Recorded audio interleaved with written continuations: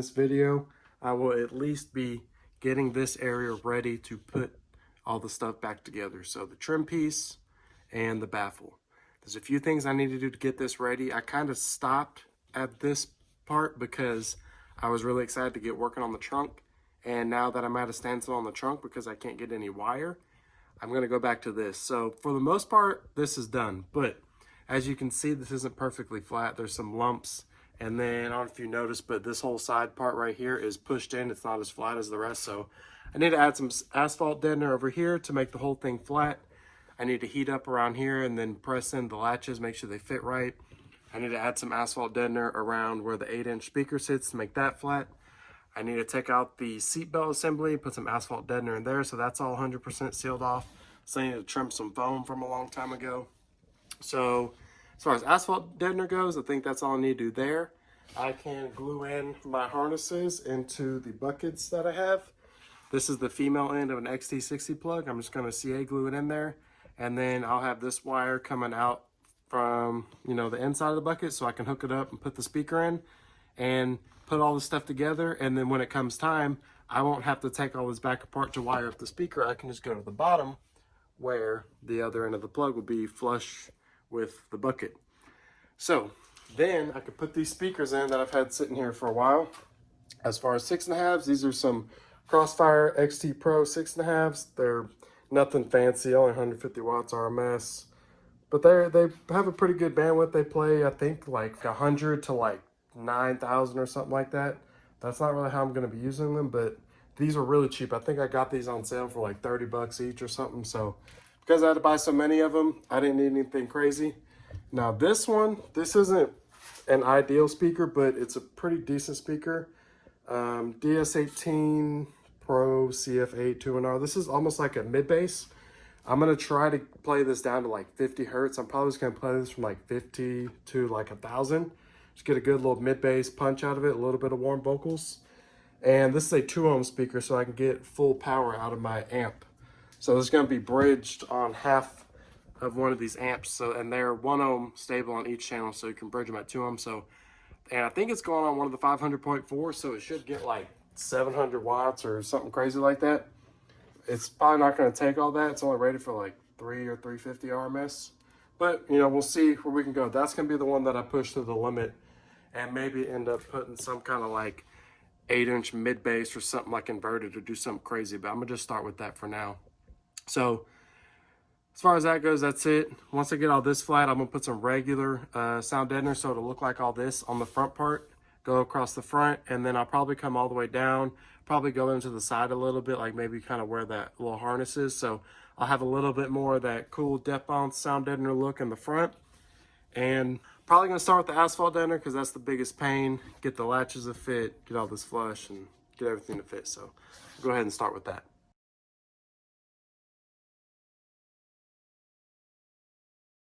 A lot of this stuff just needs to get popped off. I was just filling small holes and stuff. So let me get this cleaned up real quick, and then I will probably move on to some asphalt sound deadener.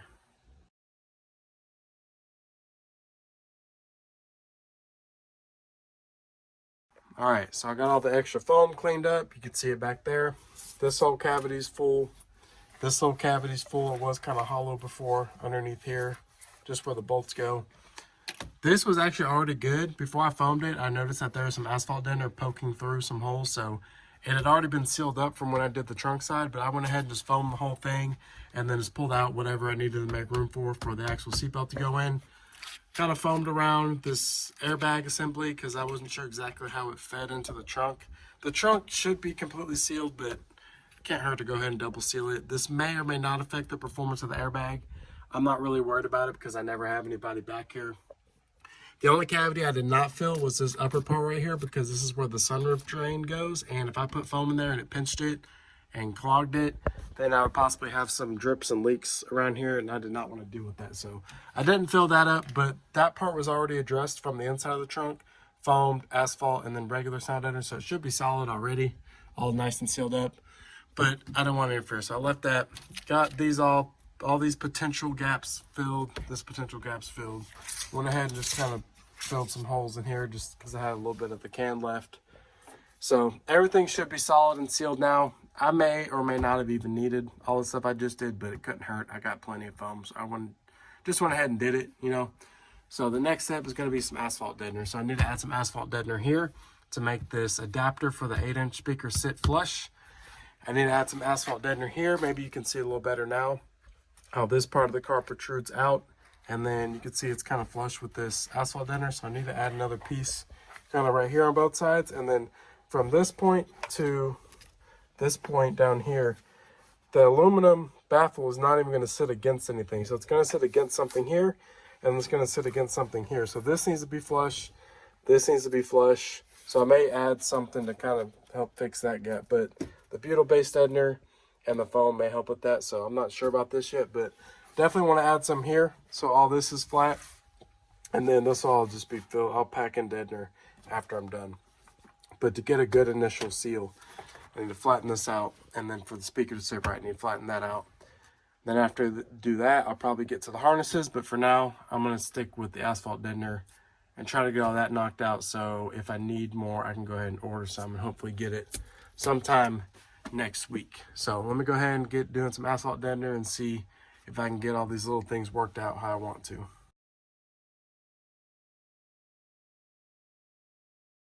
All right, so what I started with was these two pieces right here. Well, actually it's four. I did a main piece, I added another small piece at the bottom. Same on that side, so all this is flush now. And then I started working on this. So I kind of wish I would have done this a little differently, but it ended up still working out. It was just a little more work. So this whole cavity is still asphalt deadened and then foam behind it. But what I had to do was heat it up and kind of open this hole up a little bit and then push the foam back a little more. So now what I have here is I have this seat latch bolted to where it needs to go. And then I have this little nut in here as a spacer because it's actually going to be even more than that. But worst case would be that. So I'm going to have butyl base deadener, some either 1/8 inch or probably 1/4 inch thick foam, whatever I have the most of, and then 1/2 inch thick aluminum, and then this. So this is going to be spaced out even more, but the farther back it goes, the more of a pain it was to actually work. So whenever I close the seat, this piece right here is going to latch like that. And then back here I have the handle where you pop the trunk. So if I put some pressure on that handle, you can see it pops open like it's supposed to. So like I said, it was a little bit of a pain, but it wasn't too bad. Works good. And like I said, the farther out, the easier it is to work. So I had to put quite a bit of pressure for it to open, but when it's all said and done, I think this is going to be another 1/4 inch, 3/8 farther out. So it'll be even easier to pop that open.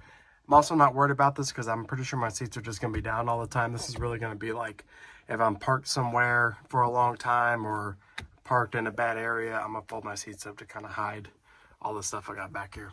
But so now I need to do the same thing on this side, and then I need to address this, and then after that I'm going to probably just do some really minor stuff like how this isn't flat. I'll probably put some asphalt deadener here to smooth this out, and then while I'm at it, I'll also maybe pull this off and paint it because I just don't like how it's rusting. So we'll see about that. But I'm gonna go ahead and get this knocked out just because it's such a pain. I want to get the hard stuff done first.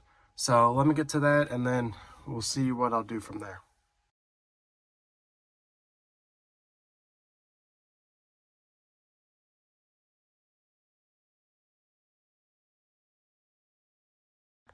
All right, so I got this latch all done and it works flawlessly.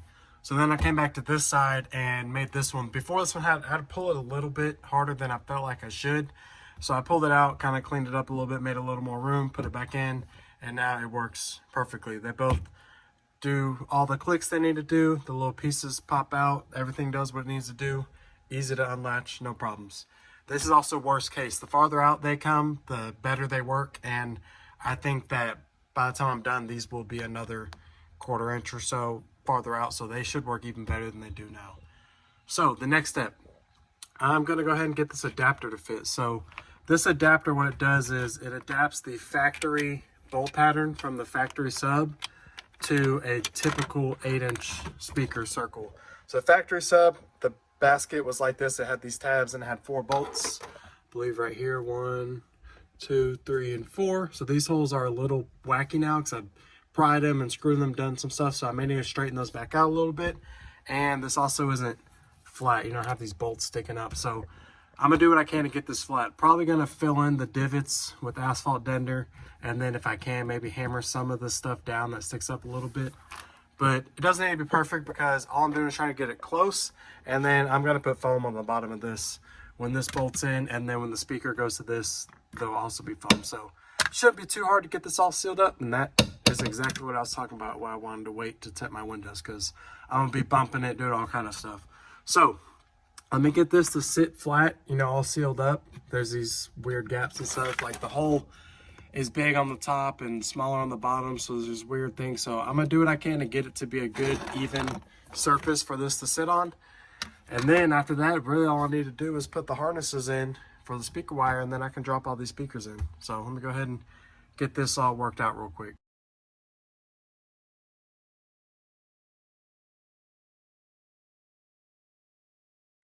All right, so I got this adapter installed. What I did was I put it on, and then I filled all the gaps with asphalt deadener, took it off where there was a couple small pockets, just some spots that I missed, like in between two pieces. I got some small pieces, filled those in so it was overall flat. And then I got some silicone, put it on both edges, tightened it down, smoothed the silicone out, and I'm pretty confident. It obviously doesn't look great. The asphalt deadener and the silicone, it's not a good look, but it should be sealed and solid. So the next step is going to be to install my harnesses. I mentioned these before. Female XT60 plug. I have holes in the buckets already. You'll see once I get to it. And I'm just going to scuff these up a little bit, feed the wire through the hole, pull it in tight and flush. And I'm going to use this CA glue. I got this stuff on Amazon. I use it for all kinds of stuff. I usually use it for mocking stuff up, like just gluing stuff together to kind of hold it in place so I can measure and whatnot. But I think it'll do just fine for this being a permanent thing that hopefully will never come out. I think it'll do just fine. So let me go ahead and get set up to do this, and then after that it should just be some small stuff, and then I can do some butyl based, you know, Depon Steadner over all of this and get it ready for the aluminum and the trim piece. All right, really quick before I put these harnesses in, there's one thing I wanted to take care of, and this is something that isn't a huge problem. The speaker fits in and out of here okay, but once I get the wire on there, it might be a little bit of a trouble to get it in, because this lip right here that kind of separates the upper half from where the bucket starts, it's kind of in the way, and I think the wire might catch on it. So what I'm gonna do is get my angle grinder here. I got this cool little flat disc that has some sanding material on the side. So instead of having to do it like this, like you would normally have to do, I can just do it like this. I can go around and get it all sanded down. So I have some magnets. I have a magnet there, some magnets here, I have a little rag. The magnets are to kind of catch whatever sparks could potentially be flying around. The rag just to kind of protect the window a little bit where it's really close. But this is also another reason why I haven't tinted my windows yet. I got this tint that's driving me crazy. It's loose back here, so I'm gonna have the windows down, it's flopping around, but I'm leaving it right now because right now it's protecting my glass, and then whenever I'm all done with this, I'm gonna get it tinted, so don't worry, don't be talking crap about my bubbly, crappy tint. But like I said, I'm gonna get this taken care of real quick, at least sand it the best I can, because like I said, the speaker does fit, but I just would like to have a little more clearance and less, you know, room for air to get disturbed. Even though it's a sealed enclosure, you know, the air is moving inside of here, so it's, you know, moving or pressurizing, but I want it to be nice and smooth and easy to get the speaker in and out. So I'm gonna sand that real quick, and then I'm gonna go ahead with the harnesses and get those glued in.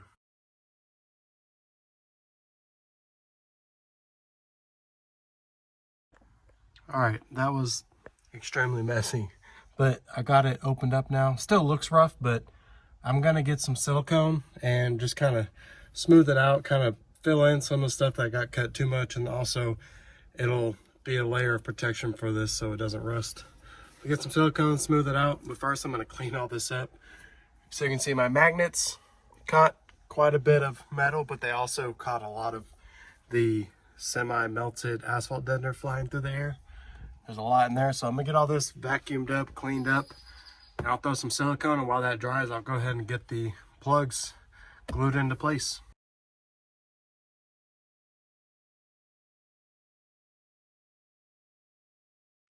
All right, so now what I need to do is get my harnesses glued in. I have my harnesses right here. I sanded them, so you can see they're pretty rough. Help the glue grip a little better. And the buckets, this one, I'm going to put some sound deadener where I kind of missed right here because it's been bugging me.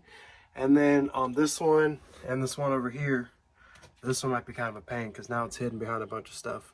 But I need to poke my holes through the sound deadener. So I need to poke my hole through there, glue that one, should be easy. I'm going to put some sound deadener just to fix that aesthetically. That one should be easy, and then this last one, hopefully I can get to it. Worst case, I'll just have to take this fuse holder out and then be able to get it knocked out. So I'm gonna go ahead and see what I can do real quick without doing too much.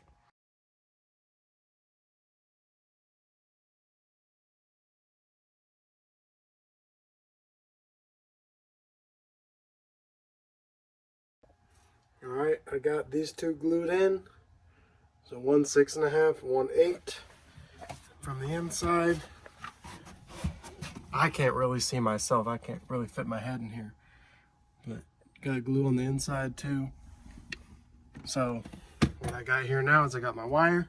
This wire never has to come out, so I can hook it up, drop the speaker in, hook it up, drop the speaker in, put all this stuff together, and this will never have to come apart. And then I can still wire it up later. I don't have to take stuff back apart. So unfortunately, this one is going to be kind of a pain. So what I'm going to do just to make it easier is I'm going to go ahead and pull this off. I'm not going to take all the wires out. I'm just going to take these bolts out and kind of pull it out so I can get to the front of it, which is like right over here. And then same thing, I'll just push this through, put some glue on it, you know, spray it with the activator, and that'll be it. So I'm gonna go ahead and get this last one knocked out, and then let's see what we got to do after that. All right, so I got the fuse holder unbolted so I can access this third one, and this one actually ended up the best out of the three. Nice and flush, not too much glue. Got glue on the inside. So what I need to do next is bolt this back up. But a while ago I bought this little PVC where the inside diameter of the PVC is the same as the outside diameter of this bolt here. Because before, when I had this fuse holder bolt